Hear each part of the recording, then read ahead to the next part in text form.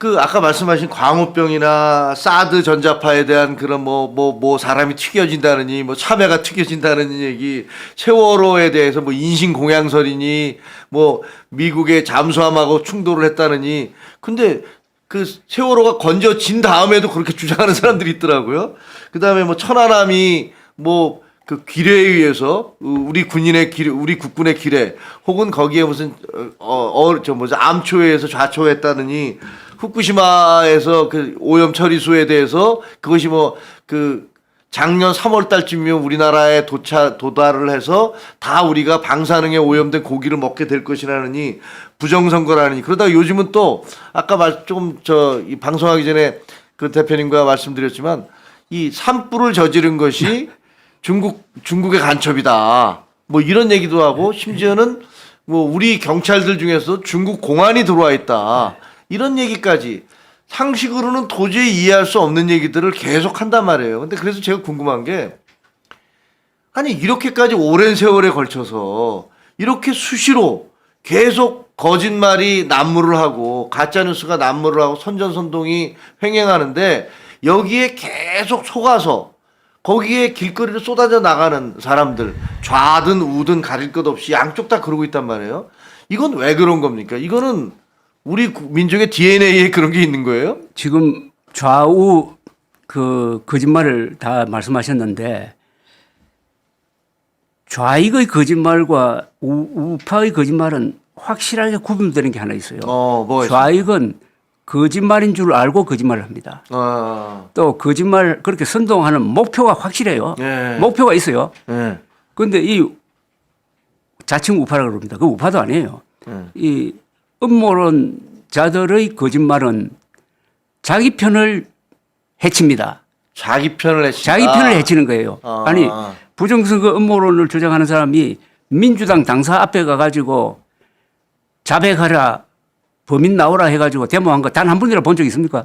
저는 못 본 것 같습니다. 없죠. 예. 괜히 같은 편끼리 막 욕합니다. 저를 욕하는 거예요. 아니라고 얘기하는 그렇죠. 사람들. 우리 김 국장을 또 욕할 거라고. 네, 예, 맞습니다. 그렇죠. 네. 자기 편끼리 욕합니다. 그러니까 이거는 자해입니다. 자해. 내부 총질입니다. 좌파의 선전선동은 그 자기의 목적을 가지고 하는 겁니다. 계급의 네. 적들, 자기들이 그렇죠. 반대하는 그렇죠. 사람들, 그러니까 우파겠죠. 그렇죠. 이런 사람들을 공격하기 위해서 하는 것이고, 그렇죠. 우파 내에서 지금 벌어지고 있는 이 비난과 음모론은 오히려 어떻게 보면 자기네 편을 공격하는 데 쓰이고 그러니까 있다. 그래서 이 보수가 분열돼 버렸잖아요. 그러니까 부정선거 음모론을 믿는 음모론 보수와 안 믿는 맨정신 보수로 지금 나눠진 겁니다. 맨정신 보수와 음모론자들로. 예, 음모론자들로. 이게 노선 투쟁이에요. 예. 그런데 그게 앞장선 사람이 두 사람이야 지금. 누굽니까? 현직 대통령 윤석열, 예. 대통령 권한 대행을 했던 황교안. 그럼 이런 상황을 저 반대 진영에서 보면은 얼마나 경멸하겠습니까? 그렇죠. 예?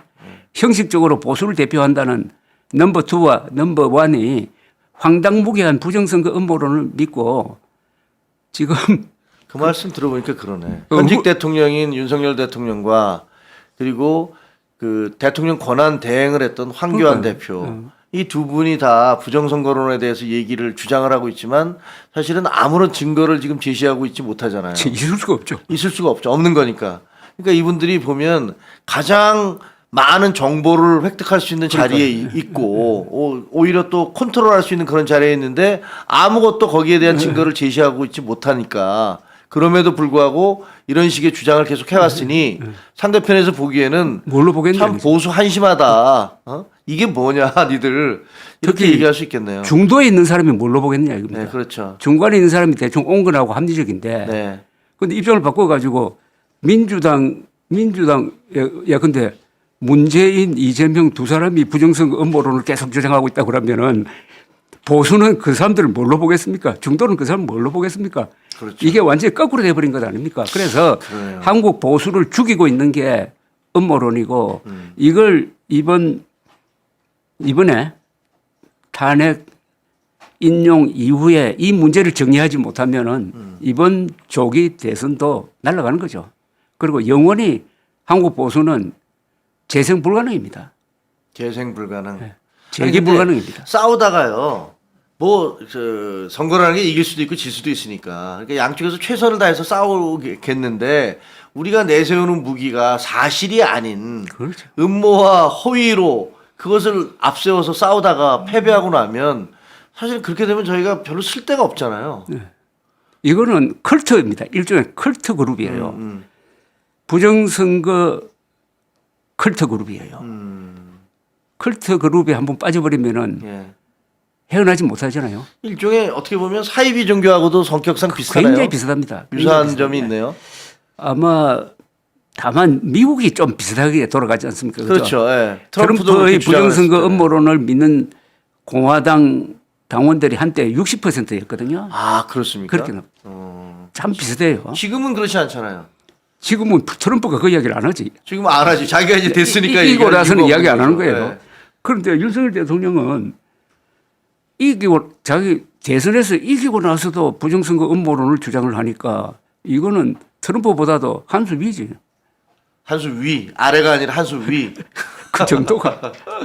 근데 이거 참 민망해서 민망해서 얘기하기 그런데 얘기하는 미국의 언론에서요. 그 뉴욕 타임스인가 어디서 얘기하면서 최초로 유튜버들이 확산시킨 망상에 의해서 계엄이 이루어진 거 아니냐 이런 보도가 있었잖아요. 그 최상훈 특파원이 쓴 네. 그 기사를 저도 읽어보니까 한국의 어떤 교수의 말을 빌려가지고 이번 계엄 사태는 유튜브 알고리즘에 의한 세계 최초의 반란이다라고 썼다고.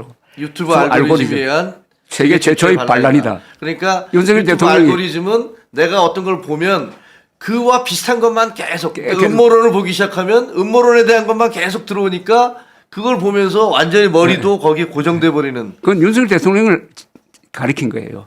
윤석열 대통령이 유튜브에 탐닉했다는 것은 그건 뭐 다 알려진 본인도 그렇게 얘기하셨어요. 부정선거론에 빠졌다는 거죠. 그게 망상이 된 것 아닙니까? 그러니까 그런데 이런 이야기 하다가 보면은 이게 한국 보수가 재생하려면은 뭘 해야 될지 아주 고민입니다. 그죠? 그래서 이게 지금 사실은 제가 이제 마지막 질문으로 드려야 될 게 그렇다면 이런 상황에서 아까 말씀드린 여러 가지 좋은 말씀 많이 들었어요. 야, 좌파들의 어떤 선전선동이나 이런 것들은 본인들에 대한 적에 대한 우리 적이라고 주장하는 사람들에 대해서 새빨간 거짓말을 하는 것인데 우리 쪽에서 우파 쪽에서 하고 있는 그런 것들을 보면 그게 아니고 자기네 진영에 그게 아니다. 그게 진실이다. 진실이 아니다라고 얘기하는 사람들을 집중적으로 공격하고 있잖아요.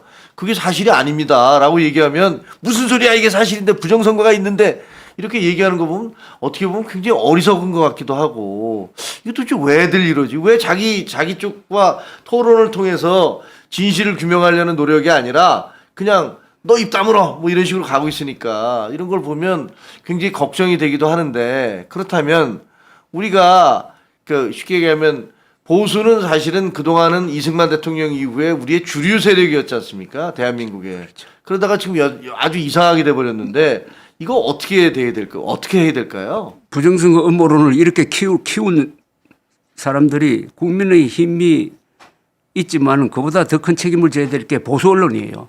보수 언론들. 보수 언론이 지금까지 한 번도 제대로 부정선거 음모론은 말도 아닌 거라고 한 적이 있습니까? 한 번도 없어요. 한 번도. 예. 한 번도 없습니다. 예. 다만 최근에 와가지고 최근에 와서 몇 군데에서 하더라고요. 몇 군데 최근에 와서 KBS가 추적 60분 맞아요. 두 차례 방송을 하고 예.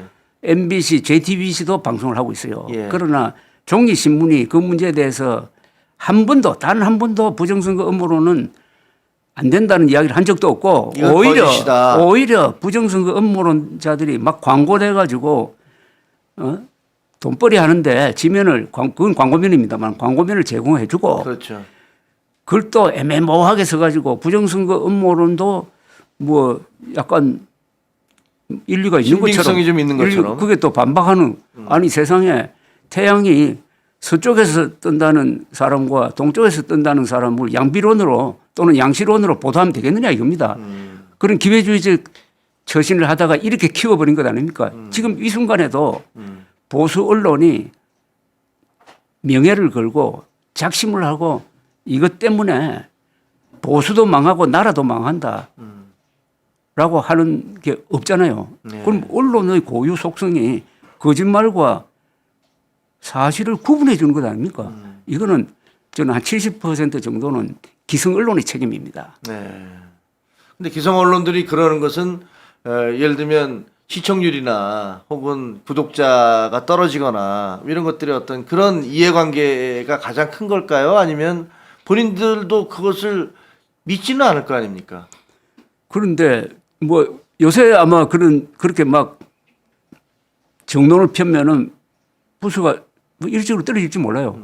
그러나 제가 지금 말씀드린 거는 그 전에 계엄 사태 이전에 이전 상황에서도 이미 그렇죠. 이전 상황에서도 네. 부정선거 음모론을 사실상 맞서 싸우지 않았죠. 맞서 싸우는 정도가 아니라 키워왔지.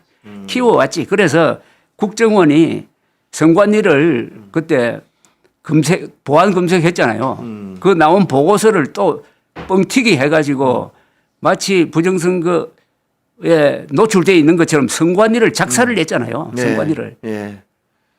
아니 선관위가 지금까지 63년 동안 선거 관리를 하면서 단 한 번이라도 부정선거에 개입한 적이 없잖아요. 3.15 부정선거를 막기 이후에, 위해서 네. 만들어낸 게 이제 선관위인데 그래, 없잖아요, 그 한 이후에는 번도. 사실 그 공식적으로 드러난 게 하나도 없는 지금 거죠. 뭐 채용 비리 그걸 가지고 때리는 바람에 선관위가 지금 부정선거 기관 비슷하게 되고 그다음에 요새 제일 웃기는 게 한 손에 태극기 한 손에 성조기. 스탑 더 스틸 아, 스탑 더 스틸. 스탑 더 스틸 미국에서 트럼프가 주장했던 만든 거예요. 거짓말. 예. 표도둑을 막자는 건데 그건 한국은 바나나 공화국이다. 부정선거를 자행하는 바나나 공화국이다라고 하고 또 한쪽에는 태극기를 들고 애국의 태극기와 매국의 나라를 팔아먹는 스탑 더 스틸을 든 사람이 돌아다니잖아요. 이게 정신분열 아닙니까? 예. 뭐 그뿐만 아니라 뭐 성조기를 들거나 아니면은 또 이스라엘기. 예, 이스라엘기까지 들고서 우리 시위를 하면서 제가 이제 미국 친구들 만나면 미국 친구들이 아니 왜 우리나라 국기를 드는 거야? 뭐 이런 얘기를 하는 거 보면 사실은 좀 민망하고 부끄럽기도 해요. 그래서 그게 저는요 그 점을 꼭 지적하고 싶은데 한국 보수가 이렇게 된 데는 한미동맹에 너무 의존하다가 우리가 자주국방 의지를 사실상 포기한 것 아닙니까? 네. 사대주의자가 된 것 아닙니까? 보수는 어느 나라든지 내셔널리스트 아닙니까? 네. 국가주의자 아닙니까? 네. 그런데 미국에 의존하다가 보니까 핵무장 할 생각도 안 하고 그래서 한국 보수는 그때부터 병이 들었다고 봅니다. 북한의 핵무장이나 이런 것들에 대해서 그 우리가 강경하게 대응하면서 이 우리 국력을 이렇게 우리 국론을 이렇게 다져갔어야 되는데 사실은 그거는 김대중 대통령부터 시작해서 노무현 대통령으로 이어지는 이 유화론자들 북한에 대해서 핵 개발에 대해서 북한의 핵 개발을 의지도 없고 그렇게 할 생각도 없다라고 주장했던 사람들에 대한 책임도 큰 거죠, 사실은. 안보를 포기한 보수 아닙니까? 예? 우리가 안보를 포기한 보수는 가짜 아닙니까? 그런데 언제부터 안보를 포기했습니까? 주한미군에 의존하다가 저는 연대별로는 전두환 대통령이 마지막이라고 봅니다. 그러니까 안보를 챙겼던 보수. 저는 뭐 지난 50년 동안 참 군대 국정원을 많이 취재했는데 느낌이 이렇습니다. 진정으로 안보를 걱정하는 사람은 우리나라에 3사람 정도밖에 안 돼. 네. 대통령, 네. 국방장관, 합참의장 정도밖에 안 되더라고요. 네. 다 이게 노예 건설.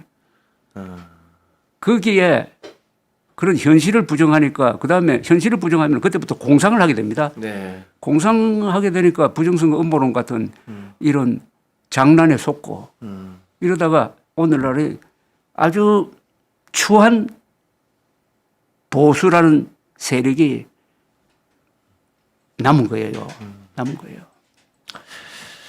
자, 여러분 뭐 시간이 다 돼서 이제 정리해야 될 것 같은데요. 오늘 조갑재 대기자님, 55년을 기자로 살아오셨던 우리 조갑재 기자님과 말씀, 그 인터뷰 어땠는지 궁금합니다. 뭐 보니까 여러분들이 좋은 말씀 많이 여기다 응원해 주시는 글들을 많이 보내주신 거 보니까 좋으셨던 것 같아요. 저도 이제 오랜만에 다시 이제 패널이 아니라 앵커로 돌아와서 인터뷰를 하니까 저도 상당히 좀 긴장도 되고. 하나 더 붙여야 되겠다. 네네, 말씀하시죠. 마지막으로 지금 헌법재판소가 지금 보여주고 있는 행태에 대해서 국민들의 참을성이 저는 임계점에 도달하고 있다고 봅니다. 네. 예. 이건 어떤 상황이냐 하면은 수능 시험 쳐놓고 말이죠. 예. 그 출제위원들끼리 의견이 안 맞아가지고 발표를 안 하고 있는 거죠. 채점을 안 하는 거예요. 채점을 안 하고 발표도 안 하는 겁니다. 예. 똑같은 거 아닙니까? 그렇습니다. 그동안에 2달 동안 심리하고 한 달 동안 자기들끼리 모여가지고 예. 평의한다고 하니까 계속 발표를 안 하면은 수능 시험 쳐놓고 난 모르겠다 예. 하고 나가버리면은 나라가 뒤집어지지 않을 거야. 그러니까요. 그보다도 훨씬 더 심각하잖아요. 그보다 훨씬 심각하죠. 예. 빨리 하여튼 저 헌법재판소가 그 이성과 상식에 맞는 결정을 내려주기를 기대하고요. 선배님 오늘 긴 시간 동안 정말 감사합니다. 예. 즐거웠습니다. 예. 네. 감사합니다.